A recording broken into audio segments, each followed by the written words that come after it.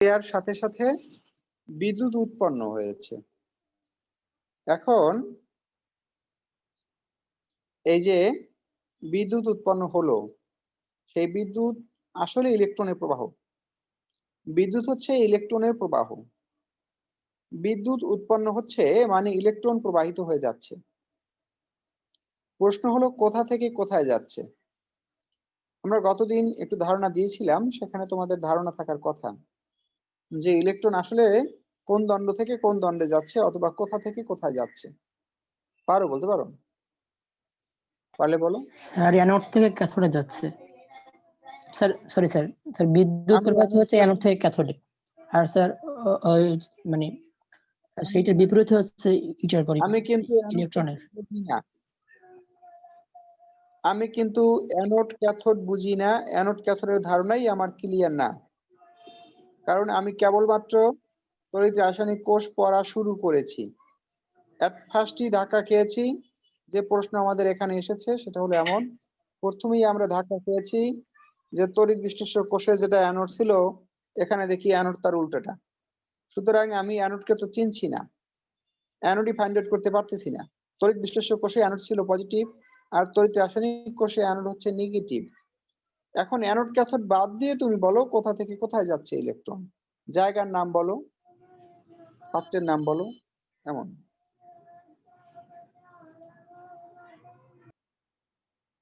পারবা কেউ ধারণা দিতে? আমি অ্যানোড ক্যাথোড চিনি না, একেবারে সোজা বাংলায় বলতে বলছি। স্যার কপার অনেকেই থেকে চেনেন জিঙ্কে যাবে। কপার কপারের থেকে পাত্র জিঙ্কে যাবে, এটা আসলে ভুল ধারণা। এটা কিন্তু এককালের ডাহা মিথ্যা কথা।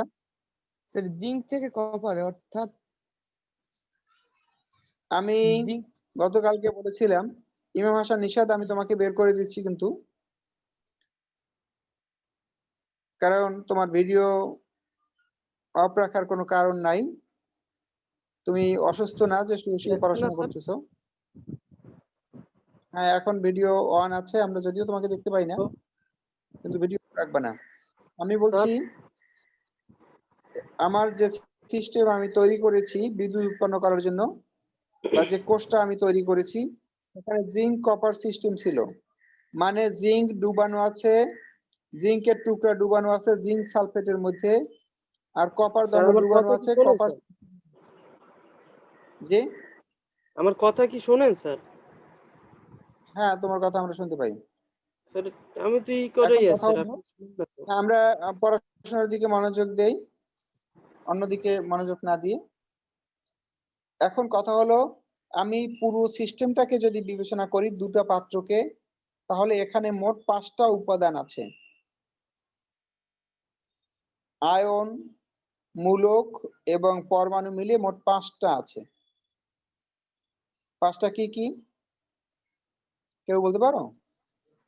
Sir H plus OH minus, Zn 2 plus, Cu 2 plus, আর স্যার সালফেট আয়ন।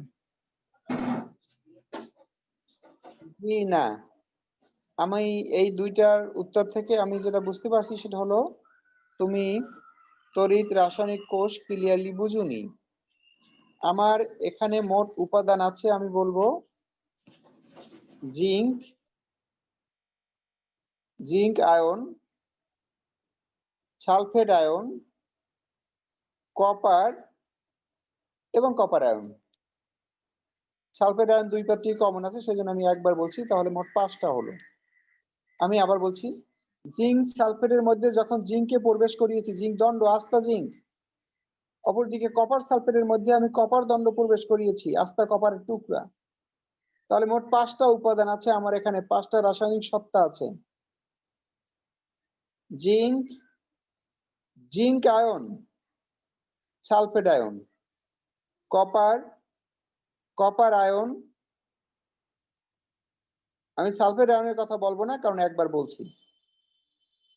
এই মোট 5টা রাসায়নিক সত্তা এখানে উপস্থিত। এর মধ্যে কেউ ইলেকট্রন দান করবে, কেউ ইলেকট্রন গ্রহণ করবে। তবে সেক্ষেত্রে একটা কথা তোমাদের পূর্বের ধারণা অবশ্যই মনে রাখতে হবে, সালফেট আয়ন অত্যন্ত কম সক্রিয় অ্যানায়ন।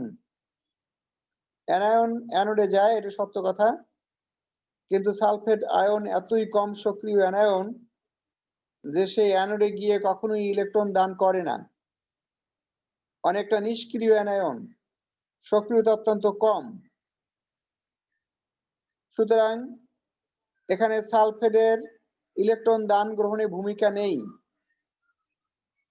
আমি দুটো পাত্রকে একত্রে চিন্তা করছি, যদি সালফেটের ভূমিকা না থাকে, সালফেট যদি ইলেকট্রন দান গ্রহণে অংশ না নেয়, অথবা সালফেট যদি অত্যন্ত কম সক্রিয় অ্যানায়ন হয়, তাহলে সক্রিয় প্রজাতি বা সক্রিয় রাসায়নিক সত্তা আছে এখানে মোট 4টি।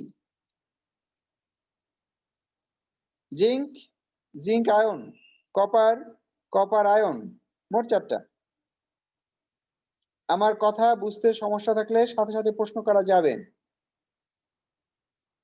তাওহীদ, কি বুঝতে পারছো আমার কথা?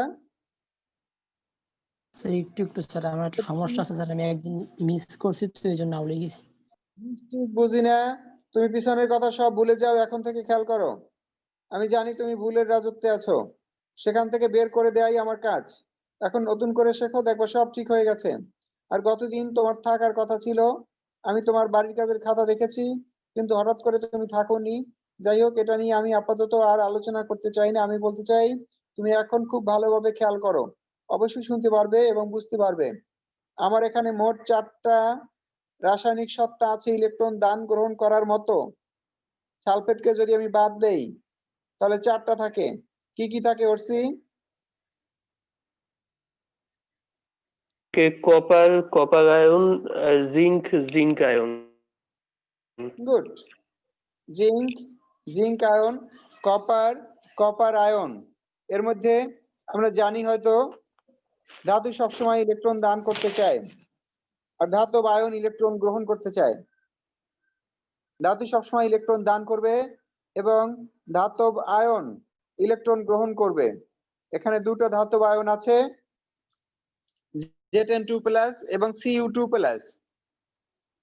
এই দুটো ধাতব আয়নের মধ্যে কোনটা বেশি সক্রিয়?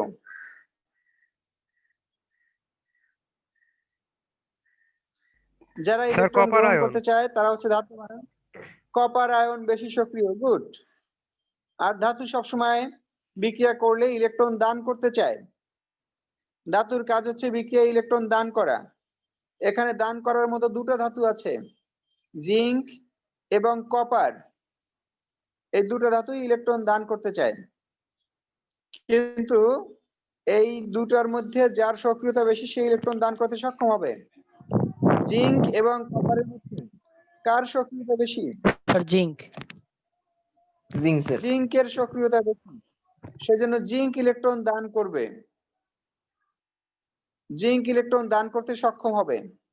সেই জিঙ্কের দান করা ইলেকট্রন তারের মধ্য দিয়ে অন্য পাত্রে কপার দণ্ডে চলে যাবে।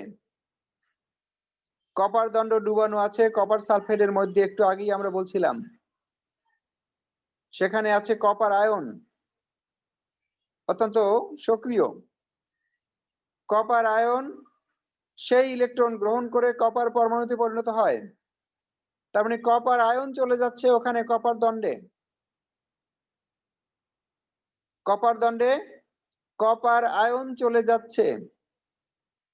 এখন এই কপার আয়ন, পজিটিভ আয়ন, ধনাত্মক আয়ন, ধনাত্মক আয়নকে জানি কি আয়ন বলি আমরা? Sir cation. Sir cation. Cation. Cation যে দণ্ডে চলে যাচ্ছে সেটা হচ্ছে ক্যাথোড। সুতরাং এখানে কোনটা ক্যাথোড? স্যার কপার দণ্ড। দণ্ড। কপার দণ্ড, গুড। অপরদিকে এবার জিঙ্ক দণ্ডের কথা একটু চিন্তা করি। জিঙ্ক দণ্ড কিন্তু ইলেকট্রন দান করতেছে অনবরত। জিঙ্ক ইলেকট্রন দান করার ফলে Zn2+ পরিণত হচ্ছে। Zn2+ মানে ধনাত্মক আয়ন। জিঙ্ক অনবরত ইলেকট্রন দান করে ধনাত্মক আয়নে পরিণত হয়ে যাচ্ছে।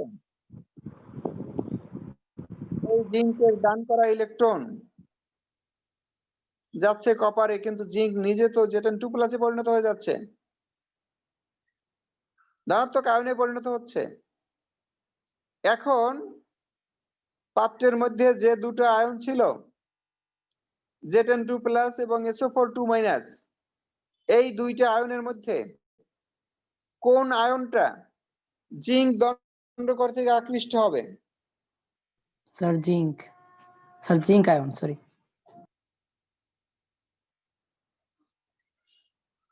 আমার এখানে আছে জিঙ্ক আয়ন বা Zn2+ আয়ন, সে কি Zn2+ আয়নকে আকর্ষণ করবে?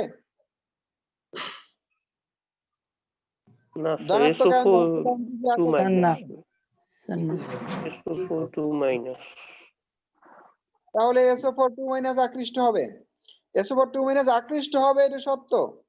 এখন ও কি ইলেকট্রন দান করুক না করুক সেটা পরের কথা। Zn2+ দ্বারা আকৃষ্ট হবে না, কারণ সমধর্মী চার্জ পরস্পরকে আরো বিকর্ষণ করবে, কাছে আসা তো দূরের কথা। সুতরাং এখানে সালফেট আয়ন জিঙ্ক দণ্ড কর্তৃক আকৃষ্ট হচ্ছে। এখানে সালফেট আয়ন কি ion? Sir anion. Anion. Anion যে দণ্ড দ্বারা আকৃষ্ট হচ্ছে সেটা কি? Sir anode. তার মানে এখানে জিঙ্ক হচ্ছে অ্যানোড আর কপার হচ্ছে ক্যাথোড। জিঙ্কের সক্রিয়তা বেশি হওয়ার কারণে সে অনবরত ইলেকট্রন দান করতেছে। যদিও তড়িৎ বিশ্লেষ্য কোষে, আচ্ছা তাসিন ঠিক আছে, নেটওয়ার্কে একেবারে বেশি সমস্যা থাকলে দেখতে না পারলে কি করবা? শুনতে ঠিক আছে, শোনা তো স্যার। লাগবে অন্তত। ঠিক আছে। যেহেতু তড়িৎ বিশ্লেষ্য কোষে যেটার সাথে বিদ্যুৎ উৎসের ধনাত্মক প্রান্তের সংযোগ ছিল সেটা হচ্ছে অ্যানোড, কিন্তু এখানে আমি সংযোগ দেইনি। বেশি সক্রিয় ধাতু যে অনবরত ইলেকট্রন উৎপন্ন করছে, মুক্ত ইলেকট্রন ছেড়ে দিচ্ছে, সেটা হচ্ছে অ্যানোড। তার মানে ইলেকট্রন ছাড়ার কারণে মূল দণ্ড কিন্তু ঋণাত্মক চার্জগ্রস্ত। যখন ইলেকট্রন দানের পর ধনাত্মক হয়ে যাবে, অনেকেরই আবার প্রশ্ন জাগতে পারে, স্যার ধনাত্মক তো হইতেছে। স্যার ভিডিওটা 1 মিনিট একটু অফ করুন না। জিঙ্ক যখন ইলেকট্রন দান করে জিঙ্ক আয়নে বা ধনাত্মক আয়নে পরিণত হয়ে যাবে, তখন কিন্তু সে জিঙ্ক আয়ন আর দণ্ডে থাকবে না, সেটা লিকুইডের মধ্যে চলে আসবে আয়নটা। তার মানে মূল দণ্ড কিন্তু ঋণাত্মক, কারণ সে অনবরত ইলেকট্রন দান করছে। ক্লিয়ার? তার মানে এখানে অ্যানোড ঋণাত্মক, ক্যাথোড কি?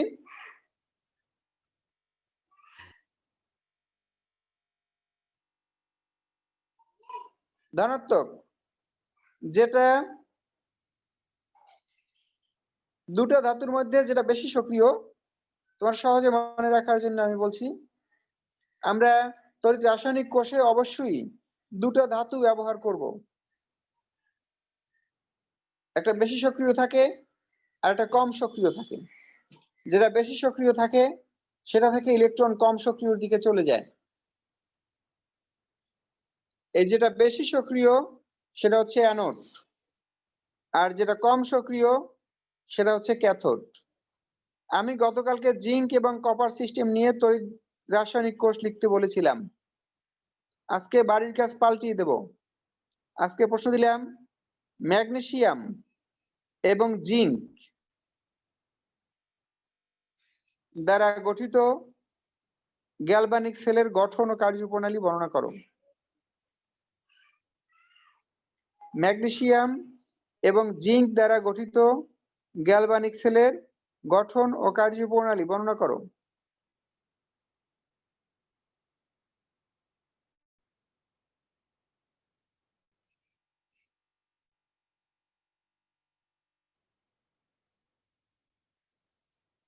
এখন এইটা লিখতে পারবেন কিনা, বলতে পারবেন কিনা, সেটা হলো ফ্যাক্টর।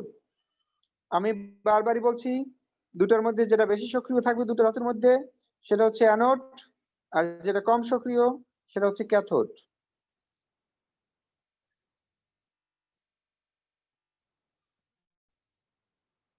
অ্যানোড থেকে ইলেকট্রন ক্যাথোডের দিকে যায়, ক্যাথোড কম সক্রিয় হওয়ার কারণে এই ঘটনাটা ঘটে।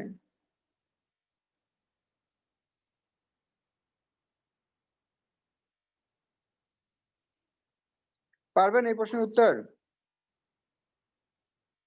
স্যার বললেন ম্যাগনেসিয়াম সালফেট আর জিঙ্ক সালফেট। আমি বলছি ম্যাগনেসিয়াম আর জিঙ্ক, সেখানে অবশ্যই লিকুইড হিসাবে আপনি সালফেট নেবেন, ম্যাগনেসিয়াম সালফেট এবং জিঙ্ক সালফেট, এটা তো বলার অপেক্ষা রাখে না। আমি নতুন টপিকসে চলে যাব, পুরনো টপিকস নিয়ে অনেক কথা বলছি।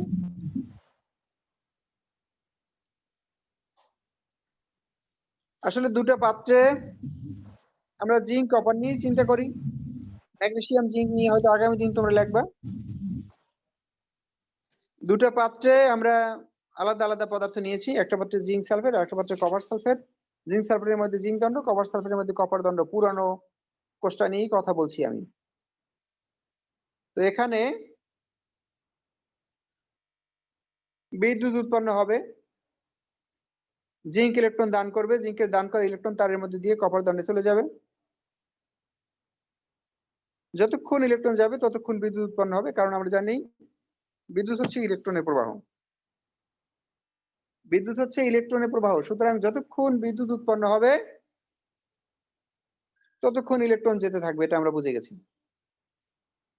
এখন জিঙ্ক কিন্তু, তার আগে আমি একটু বলে রাখি, যে কোনো একটা দ্রবণে, যে কোনো একটা যৌগে, যে কোনো জায়গায় যদি ওই বস্তু তার স্বাভাবিক ক্রিয়া বজায় রাখে তাহলে সেখানে পজিটিভ আয়ন এবং নেগেটিভ আয়ন সমান সমান থাকবে,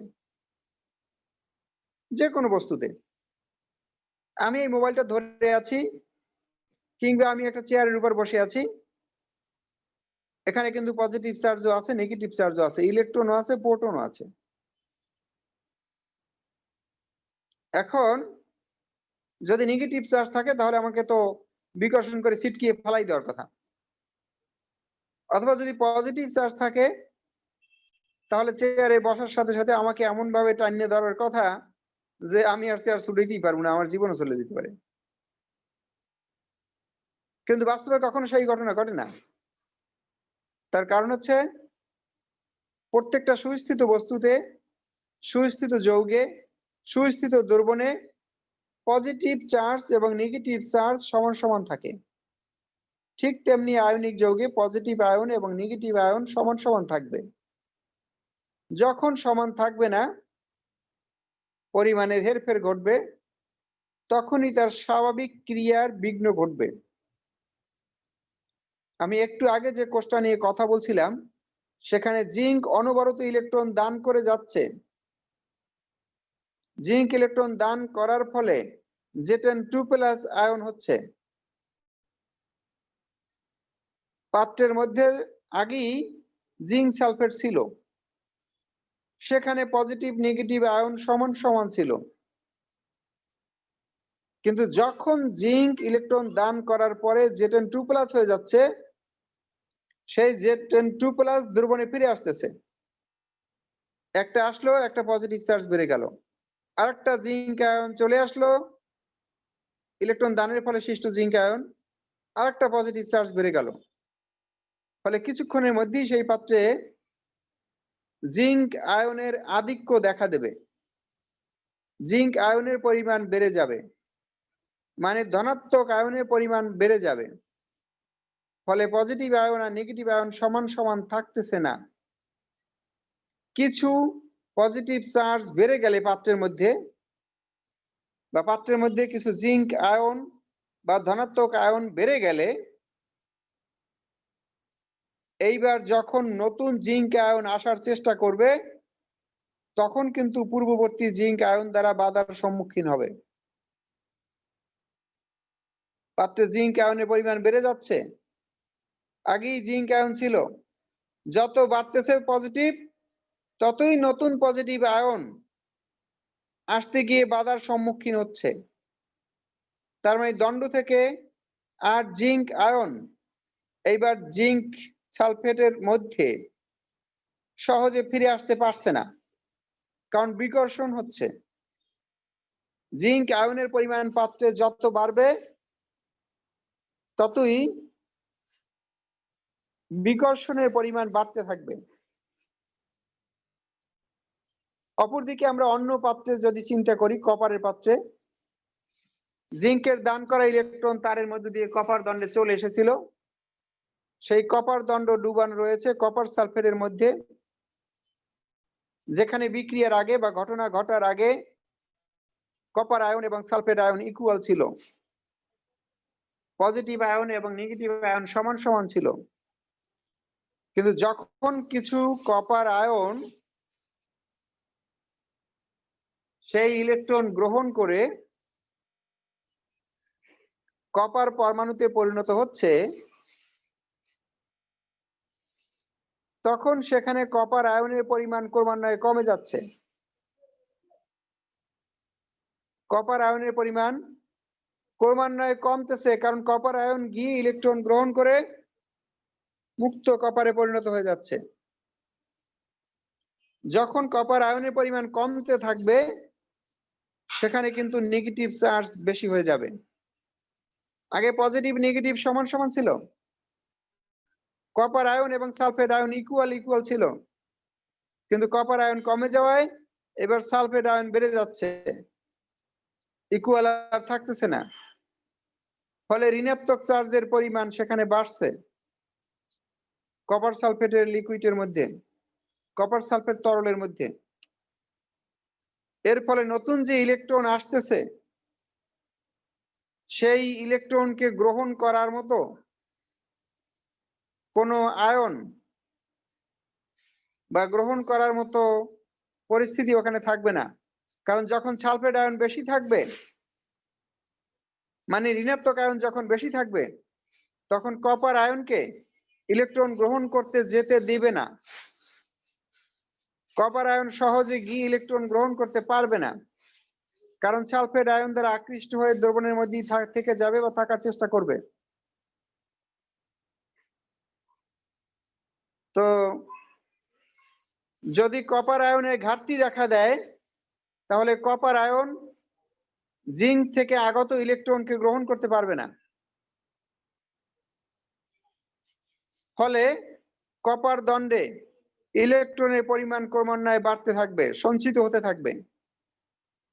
ইলেকট্রন যদি জমা হয়ে যায়, তাহলে নতুন যে ইলেকট্রন, আগেই কিছু জমা ইলেকট্রন আছে কপার দণ্ডে, এইবার নতুন যে ইলেকট্রন কপার দণ্ডে আসবে জিঙ্ক থেকে, সেই ইলেকট্রন কিন্তু বিকর্ষণের সম্মুখীন হবে।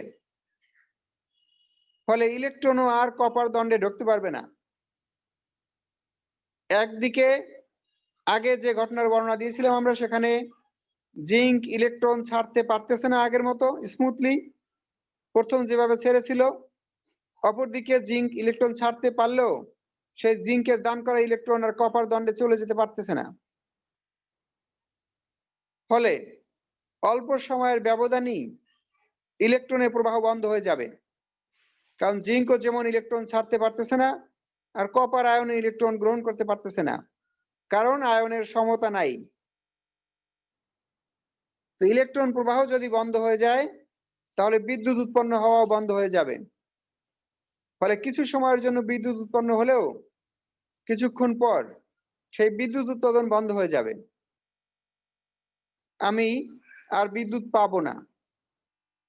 যদি বিদ্যুৎ প্রবাহ সচল রাখতে চাই, তাহলে আমার এমন একটা ব্যবস্থা করতে হবে যাতে জিঙ্ক অনবরত ইলেকট্রন ছাড়তে পারে, অথবা জিঙ্ক আয়নের পরিমাণ যাতে বেড়ে না যায়। জিঙ্ক আয়ন অন্য নেগেটিভ আয়নের সাথে যাতে সমান সমান ব্যালেন্সে থাকে। অপরদিকে কপারের পাত্রে যেমন কপার আয়ন কমে যাচ্ছে, সেটাও যাতে কমে না যায়, ধনাত্মক আয়নের পরিমাণ যাতে ব্যালেন্স থাকে, সমতায় থাকে। সেই জন্য আমরা যে কাজ করি সেটা হচ্ছে দুটা পাত্রের মধ্যে সংযোগ রক্ষাকারী হিসাবে একটা ইউ আকৃতির ফাঁপা কাঁচনল লবণের দ্রবণ পূর্ণ করে, লবণটা হতে পারে সোডিয়াম ক্লোরাইড, হতে পারে potassium chloride, ammonium chloride, ammonium sulphate, যে কোনো লবণ দিলেই হবে। তবে আমরা যে কোনো লবণ না দিয়ে পটাশিয়াম ক্লোরাইড দেব, তার কারণ পটাশিয়াম ক্লোরাইডের পানিতে দ্রবণীয়তা সর্বোচ্চ। এই পটাশিয়াম ক্লোরাইডের দ্রবণপূর্ণ একটা ইউ আকৃতির কাঁচনল উভয় পাত্রের মধ্যে সংযোগ রক্ষাকারী নল হিসেবে বসিয়ে দেব। এই কথা কি বুঝতে পারছেন? দুইটা পাত্রের মধ্যে সংযোগ রক্ষার জন্য একটা নল, কাঁচনল, ইউ আকৃতির কাঁচনল, যে কাঁচনলের মধ্যে পটাশিয়াম ক্লোরাইড পূর্ণ আছে, সেই পটাশিয়াম ক্লোরাইড পূর্ণ একটা ইউ আকৃতির কাঁচনল দিয়ে দেবো, বসাই দেবো দুটোর মধ্যে সংযোগ। সুবিধা কি? যেই জিঙ্কের পাত্রে জিঙ্ক আয়নের পরিমাণ বেড়ে যাবে, ধনাত্মক আয়নের পরিমাণ বেড়ে যাবে, কাঁচনলের মধ্য থেকে একটা Cl মাইনাস চলে এসে, মানে একটা নেগেটিভ আয়ন এসে ওই জিঙ্ক আয়নের চার্জকে প্রশমিত করে ফেলবে, আয়নের সমতা বজায় রাখবে। অপরদিকে যে পাত্রে কপার আয়নে ঘাটতি দেখা যাচ্ছে, কপার আয়নের পরিমাণ কমে যাচ্ছে, ফলে সালফেট আয়ন তার চার্জ দেখাতে পারতেছে, সালফেট আয়নের আধিক্য দেখাতেছে, সেই পাত্রে দ্রুত কপার আয়ন কমার সাথে সাথে দ্রুত আবার ওই ইউ আকৃতির কাঁচনল থেকে ধনাত্মক আয়ন বা পটাশিয়াম আয়ন এসে কপার পাত্রে এসে সেই আয়নের ঘাটতি পূরণ করবে। অর্থাৎ কোন পাত্রে আয়নের ঘাটতি দেখা দিলে, ধনাত্মক আয়ন হোক, ধনাত্মক আয়নের ঘাটতি দেখা দিলে সেখানে ধনাত্মক আয়ন চলে আসবে, আর ধনাত্মক আয়নের বাড়তি হলে সেখানে ঋণাত্মক আয়ন এসে ধনাত্মক আয়নকে প্রশমিত করে দেবে। ফলে প্রত্যেকটা পাত্রে আয়নের সমতা বজায় থাকবে। আর আয়নের সমতা যদি বজায় থাকে তাহলে বিদ্যুৎ প্রবাহ সচল থাকবে। যতক্ষণ আয়নের সমতা আছে ততক্ষণ বিদ্যুৎ আছে।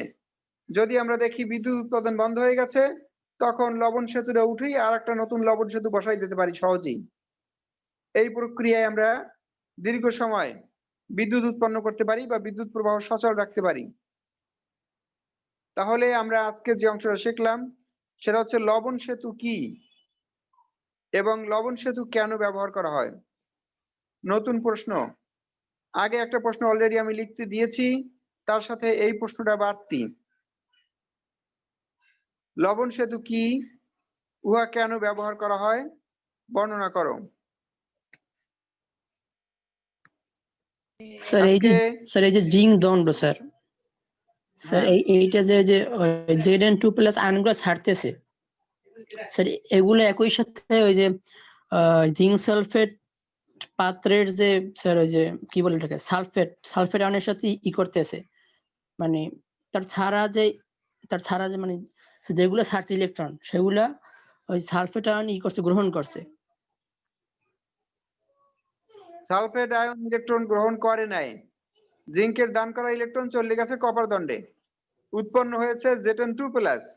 সেই Zn2+ তো কারোর সাথে যুক্ত হতে পারবে না, কারণ আগেই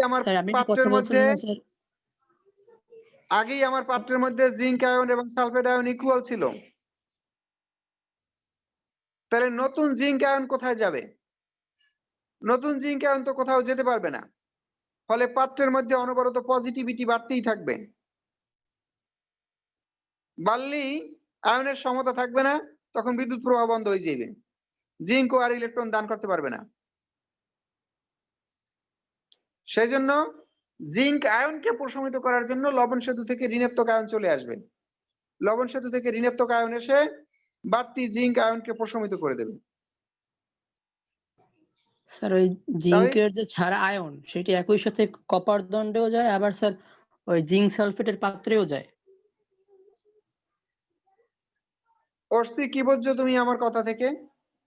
ওর কথাটা কত পার্সেন্ট সত্য, কত পার্সেন্ট ভুল? আমি বুঝলাম না কি বললো স্যার। তহিদ আবার প্রশ্ন করো। স্যার ওই জিঙ্কের যে ছাড়া আয়ন, সে ওই যে আয়নটা ছাড়ে, এটি একই সাথে কপার দণ্ডেও যায় কিছু, আবার ওই জিঙ্ক না, সালফেটের পাত্রেও জিঙ্ক যায়। জিঙ্ক দণ্ড শুধুমাত্র ইলেকট্রন ছাড়তে আছে, কপার দণ্ডে যেটা যায়, কিন্তু ইলেকট্রন ছেড়ে দেওয়ার ফলে জিঙ্ক ধাতুই, জিঙ্ক পরমাণুই আয়নে পরিণত হয়, Zn2+ আয়নে, যেটা ওই দ্রবণে চলে যায়। বুঝছি। ক্লিয়ার তহিদ? হ্যাঁ স্যার। জিঙ্ক ইলেকট্রন ছাড়তেছে, সেই জিঙ্ক ইলেকট্রন যাচ্ছে কপার দণ্ডে, আর ইলেকট্রন ছাড়ার ফলে তার প্রভাব হিসেবে জিঙ্ক আয়ন উৎপন্ন হচ্ছে, সে জিঙ্ক আয়ন যাচ্ছে দ্রবণে। তো ঠিক আছে, আমি আজকে ছুটি দিয়ে দেব, তারপরে যদি সমস্যা থাকে আগামী দিন আবার কথা হবে বিস্তারিত। ততক্ষণ পর্যন্ত ভালো থাকেন, আপনারা ট্রায়াল দেন, একজন আরেকজনের সাথে আলাপ করতে পারবেন, নিজেরা গ্রুপে আলাপ করে শিক্ষা নিলে কোনো সমস্যা নাই। এই আউল ফাউল আলোচনার চাইতে আপনারা যদি পড়াশোনা নিয়ে কথা বলেন, আমি আরো খুশি হব। ভালো জি থাকেন স্যার, সবাই। ছবিটা স্যার আপলোড করতে বললেন।